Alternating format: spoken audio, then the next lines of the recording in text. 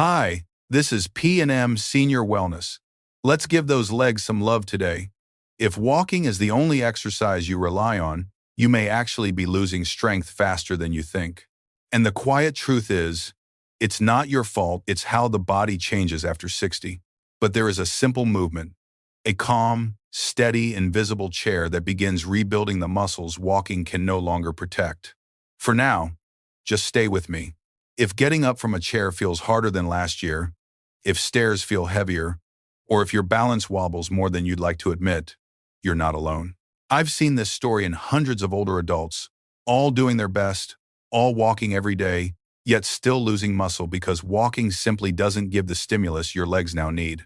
In a moment, it'll show you the one small adjustment, the tiny depth you must not exceed in this exercise that keeps your knees safe while waking up the muscle fibers that protect you from falls. And I promise, once you feel this hold for the first time, you'll understand why it's become a core ritual in Japanese longevity training. Before we start, do me one small favor, tap like and comment the letter C to commit to staying strong this week. And most importantly, don't skip any part of this video. You might miss the one step that changes everything. Exercise 1. The invisible chair. Let's begin with a movement that has changed more lives than almost anything else we teach on this channel, the invisible chair. And before we talk form or technique, I want you to hear this clearly. This simple hold is one of the strongest predictors of independence after 60. Every time you lower yourself into this position, even just an inch or two, you're teaching your legs, your balance, and your nervous system, I can still rise. I can still support my own weight. I can still move without fear. That confidence is not imaginary. It's built, rep by rep, through the fibers in your thighs, your hips, and your core. The very muscles that help you stand up from a chair, step off a curb, climb a stair, or catch yourself when you wobble. And the beauty of this exercise is that you don't need to move fast or low or with any kind of strain. All you need is gentle control. Let's walk through this together. Stand in front of a sturdy chair, something that won't slide or wobble. Let your feet settle naturally under you, about shoulder width apart. Take a slow breath in and feel the ground supporting you. Imagine your feet widening into the floor. Now imagine you're about to sit back, but only a little. Push your hips behind you just an inch or two, not a full squat, not a deep bend, just a small, intentional shift. As your hips move back, let your knees soften and follow the line of your toes. You don't need to go low. Most people over 60 feel the perfect engagement after only an inch of lowering. Pause right there. Feel your thighs switch on like two quiet engines. Feel your core gently tighten, the way it does when you steady yourself on a bus or reach for something on a high shelf. Hold this tiny position for a slow count of 5. Keep your breath calm, relax your shoulders. Notice your spine tall, long, upright. The goal isn't to see how strong you look. It's to feel how steady you are. Now press through your heels and rise back up with control. Don't rush. Imagine lifting yourself from your hips instead of pushing with your knees. That slow return to standing is where so much of the independence-building magic happens. Think about how many times you rise each day from a chair, from your bed, from the couch. Every one of those moments becomes easier because of this simple hold. Let's do it again. Shift back an inch or two. Feel the tension turn on. Hold for 5. Stand tall with purpose. If your knees feel sensitive or your balance uncertain today, place a cushion on the chair behind you so your body feels supported. That small cue of safety helps your nervous system relax. You can also reduce the depth to half an inch. Don't worry about how low you go. What matters is consistency and control. 5 repetitions, each held for 5 seconds, is enough to spark real change. Over time, work yourself up to 3 gentle sets, 2 or 3 times a week. As you continue, notice the warm pull along the front of your thighs, the subtle engagement around your hips, the quiet firmness in your core. These sensations tell you your body is doing the right work. If you feel sharpness in the knee or pressure in your lower back, gently rise, reset your posture, and shorten the range. Small adjustments today protect your joints for years to come. Another way to deepen the benefit is to shift your awareness. Instead of thinking, I'm squatting, think I'm hovering. Imagine a small invisible seat beneath you. You're almost sitting, but not quite. That tiny hover awakens the fast-twitch muscle fibers that tend to fade with age. These fibers are responsible for quick reactions, catching yourself when you slip, stabilizing when you turn, adjusting when you misstep. Walking doesn't train these fibers well. This movement does. Let's add one more layer of awareness. As you lower, feel your weight spread evenly across both feet. Try not to lean heavily to one side. If your balance feels shaky, soften your gaze and look at a point straight ahead. Your body balance is better when your eyes stay steady. If your toes curl or your heels lift, shorten the depth. This isn't an exercise about force. It's an exercise about precision. If you feel comfortable, try a tiny variation. As you hold the position, gently widen your knees outward, just enough to create space in your hips. Don't force it. Many people develop hip tightness from years of sitting, and this tiny outward cue helps activate the glutes, the muscles that protect your lower back and stabilize your steps on uneven ground. As you practice, think not about the difficulty of the exercise, but what it gives you. The power to stand from the couch without bracing your hands, the confidence to move through your home without hesitation, the strength to get out of a car, to rise after gardening, to stand tall when someone calls your name. These moments are the true proof of strength, not lifting heavy weights, but living without fear. Let's finish the last rep together. Shift back just a little. Feel your legs supporting you, your breath steadying you, your core guiding you. Hold for 5, and rise with calm, steady control. Good. This is how independence is rebuilt, not with force, but with intention. And with your legs awake and grounded, let's move into the second exercise, where we strengthen the upper body that supports every step you take. Exercise 2. The counter push-up. Now that we've awakened the legs, let's move to the strength that protects everything above the waist. Your chest, your shoulders, your arms, and most importantly, the communication pathway between your brain and your muscles. I want you to hear this before we start. Upper body strength after 60 isn't just about lifting things. It's about pushing yourself out of bed in the morning. It's about steadying yourself if you slip.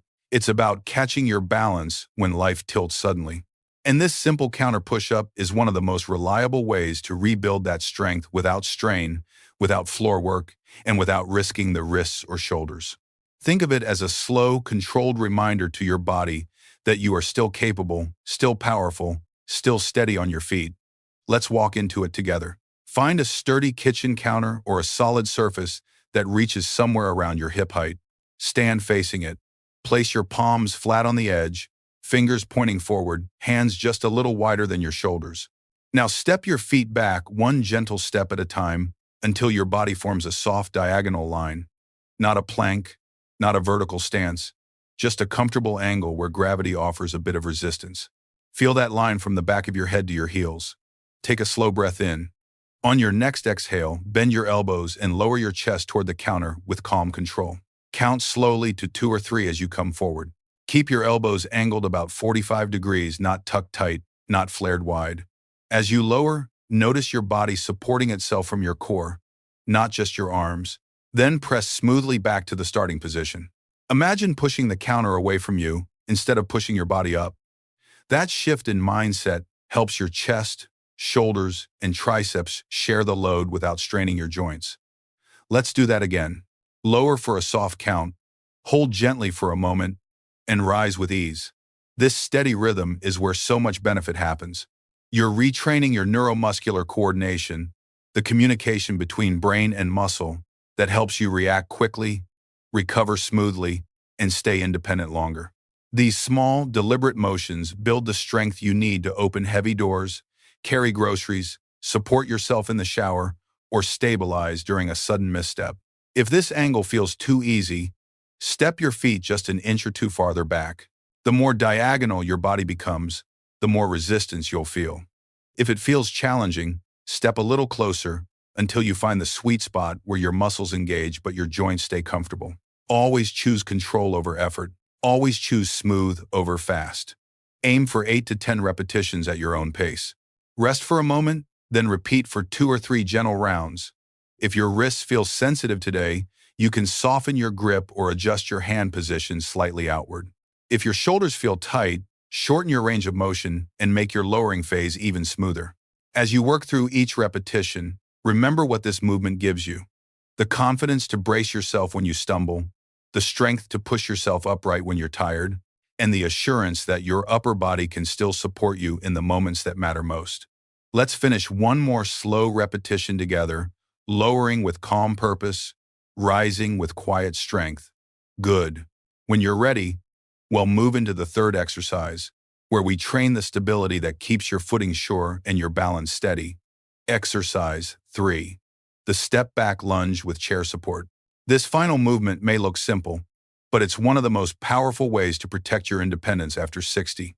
Most people think falls happen forward, but the truth is, the majority of dangerous slips happen backward or sideways, the directions we almost never train. The step back lunge gently teaches your body how to react, how to shift your weight, and how to regain control before you ever hit the ground. This isn't about building big muscles, it's about reclaiming trust in your footing, the trust that lets you walk into the bathroom without fear, step off a curb with confidence, or turn quickly without feeling like the world is tilting. Think of this movement as a quiet rehearsal for the unexpected, a way to remind your brain, I can handle this. Let's move through it together, slowly and safely. Stand tall beside a sturdy chair or countertop. Rest one hand lightly on it, not gripping, just enough to feel supported. Let your feet settle under you, hip width apart.